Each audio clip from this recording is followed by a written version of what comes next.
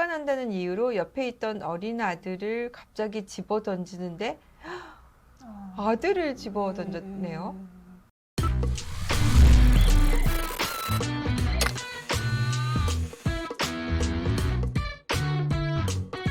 안녕하세요. 양소영 변호사 상담소 양담소에 오신 걸 환영합니다.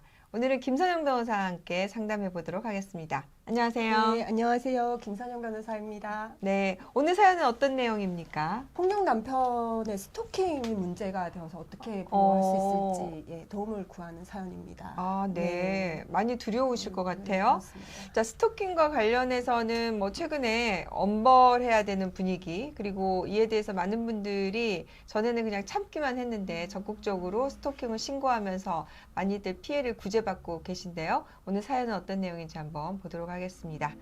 저는 남편의 폭력에 시달리다 7살 된 아들과 함께 집을 나와 이혼을 요구했습니다. 남편은 폭력이 시작될 때만 해도 용서를 구하는 것 같더니 술만 취하면 집기를 부수고 점점 더 심해졌습니다. 저는 아들을 생각해서 참아왔는데 얼마 전에는 화가 난다는 이유로 옆에 있던 어린 아들을 갑자기 집어 던지는데 정신이 번쩍 들었습니다. 아이를 위해서 참는다는 말은 핑계였고 막연한 두려움으로 이혼을 망설이고 있었다는 생각이 들었습니다. 고민 끝에 남편이 출근한 사이 아이를 데리고 몰래 나와 친정 부모님 집으로 들어갔고 다음날 남편에게 이혼하자고 연락을 했습니다.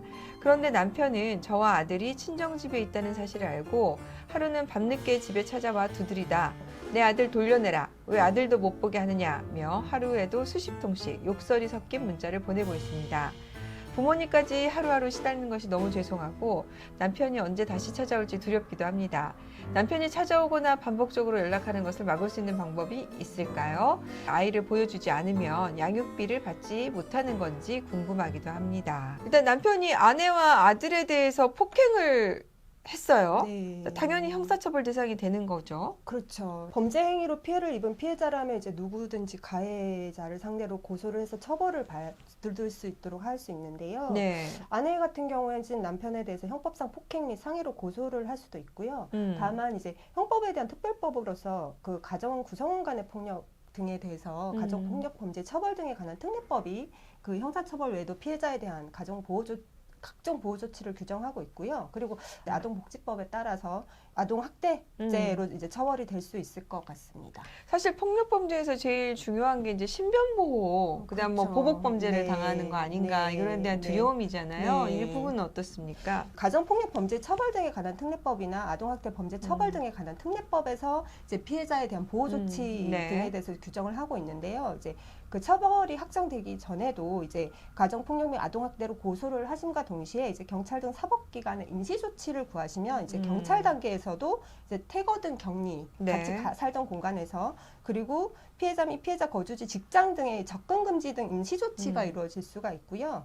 그리고 이제 최종적으로는 형사처벌과 함께 그 위에서 알려드린 그 임시보호처분과 이게 유사한 접근금지 그리고 친권 행사의 제한, 네. 그리고 사회봉사 수강명령 그리고 감호위탁, 치료위탁 그리고 상담위탁을 부과할 수 있습니다. 그리고 지금 말씀드린 거는 이제 형사고소를 하는 걸 전제로 말씀을 드렸는데요. 형사고소를 하지 않더라도 가정법원에 피해자 보호를 위해서 필요한 경우에 피해자 또는 법정 대리인, 검사가 청구를 하시면 그 행위자에게 조금 전에 말씀드린 것처럼 뭐 태거든 격리, 접근 금지, 뭐 친권 행사의 제한, 그리고 네. 면접 교섭권 행사의 제한 등 이제 피해자 보호 명령을 할 수도 있습니다. 아마 이제 여기까지는 많이들 알고 계실 거예요. 우리 네. 양담소에서도 몇 네. 번 얘기를 했고. 근데 지금 오늘 사연에서 좀 특이한 내용이 부모님에게 지금 수십 통씩 욕설이 섞인 문자를 보내고 그렇죠. 있고 지금 하루에도 여러 번 찾아오고 있고 문을 두드리고 예, 있고 지금 이 부분이 있단 말이에요. 예. 이 부분은 어떻습니까? 사실 지속적인 괴롭힘이라고 하는 부분에 대해서 그 특별한 법이 정해져 있지 않고 경범죄 처벌법 네. 아주 이제 10만 원 이하의 벌금이나 가료 또는 구류에 처하는 것으로 이제 그쳐서 사각지대다 이런 말이 좀 있었는데요. 네. 스토킹 범죄 처벌 및 피해자 보호 등에 이제 관한 법률이 2021년 10월경부터 이제 시행이 되었습니다. 네. 그래서 이러한 스토킹 범죄에 대해서 사실은 처벌을 강하게 하도록 하고 있는데요. 그 스토킹 처벌법에서 스토킹 행위에 대해서 어떻게 정의를 하고 있냐면 상대방 의사에 반해서 그리고 정당한 이유 없이 네. 상대방 또는 그의 동거인 가족에 대해서 이제 그 아래와 같은 이제 행위를 해서 이제 불안감, 공포심을 일으키는 것이라고 규정을 하고 있는데요. 나열된 조항들을 살펴봐 드리면 이제 상대방 또는 그의 동거인 가족이 접근하거나 따라다니거나 진로를 막아서는 행위, 그리고 그 거주지 또는 그 부근에서 기다리거나 지켜보는 행위, 네. 그리고 정보통신망 등을 이용해서 이제 그 지금 사연자처럼 이제 문자나 이런 부분을 이제 도달하게 하거나 물건 등이 상대방에게 나타나게 하는 행위, 그리고 주거지 근처에 어떤 물건을 두는 행위, 그리고 주거지 근처에 뭐 물건 등을 훼손하는 행위, 이러한 행위를 스토킹 행위라고 하고요. 이게 범죄까지 되려면 이러한 스토킹 행위를 지속적 또는 반복적으로 하는 것을 이제 스토킹 범죄라고 하고, 이 범죄 행위에 대해서는 3년 이하의 징역 3천만 원 이하의 벌금에 처할 수 있도록 규정하고 네. 있습니다. 이제 이런 뭐 따라다니는 행위, 물건을 놓는 네. 행위, 연락하는 행위, 네. 이런 것들을 이제 다 포함해서 스토킹이고, 그렇죠. 이게 이제 이 행위가 한 번으로는 바로 스토킹이라 보긴 네. 어렵지만 네. 지속적이나 반복적인 경우에는 스토킹이라고 보는데, 네. 최근에는 이 범위도 좀 넓어져서 한 두세 번 정도 하더라도 피해자가 이로 인해서 충분히 불안을 느낄 수 있다면 그걸 스토킹으로 보고 처벌을 하고 있는 네. 사회적인 분위기입니다. 네.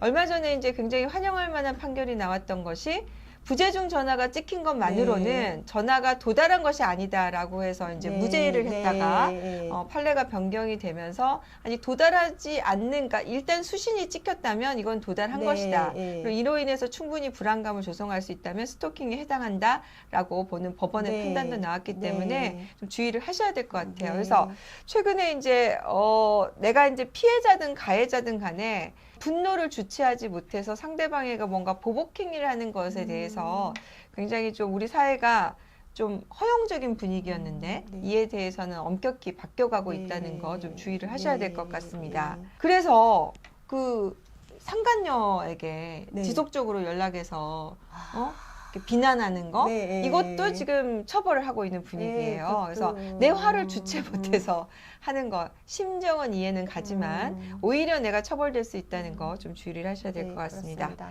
자, 이 사연에서 이제 마지막으로 궁금한 것이, 내가 그래서 남편이 아이를 만나지 못하게 이렇게 했으면 좋겠는데 네. 이 경우에 양육비는 어떻게 되느냐, 이게 질문입니다. 폭력이 행해진 경우 위에서 보셨겠지만 사실은 아이의 복리를 위해서라도 사실은 면접교섭이 이제 제한될 수도 있고요. 사전처분으로 이제 면접교섭 제한을 이제 구할 수도 있습니다.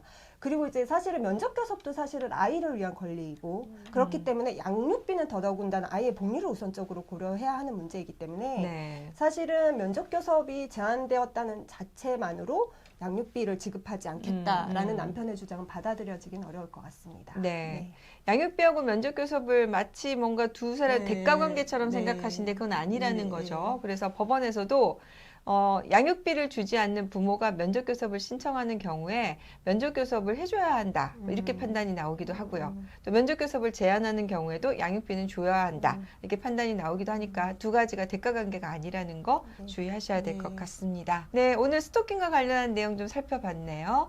도움 되셨다면 좋아요, 구독 부탁드릴게요. 감사합니다.